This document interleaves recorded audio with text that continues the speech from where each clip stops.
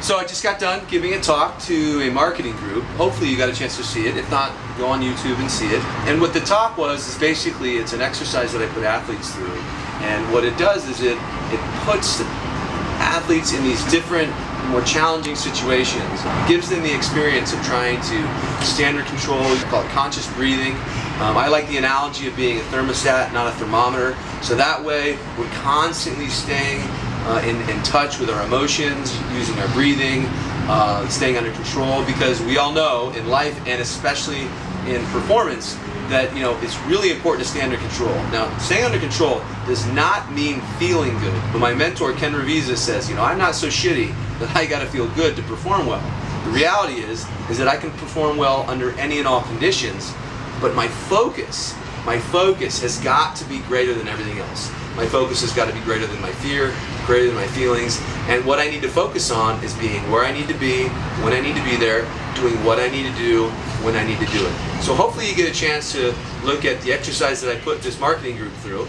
I do this exercise typically to lead off all of my workshops with athletes. Any athlete 11 years old or older, I will put them through this exercise, and it really emphasizes this idea that staying under control, as much as it is important when I'm doing well, it's so important to do when I'm having a more difficult time, when I don't have as much emotional balance, I would call it. I'm having doubts and hesitation, keeping my breathing intact, keeping my focus, hyper-focus really on what I'm trying to do, staying present, not perfect.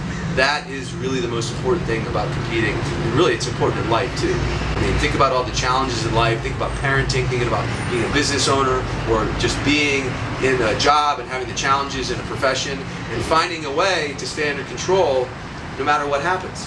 No matter whether or not we have these things I call it stadgamwa, stuff that doesn't go my way. That stuff happens all the time, and it's really important that we respond well. Another thing my mentor would say all the time is we can't control what happens to us, but we can control how we respond. And that really is important to understand. So I want to thank you for listening to this.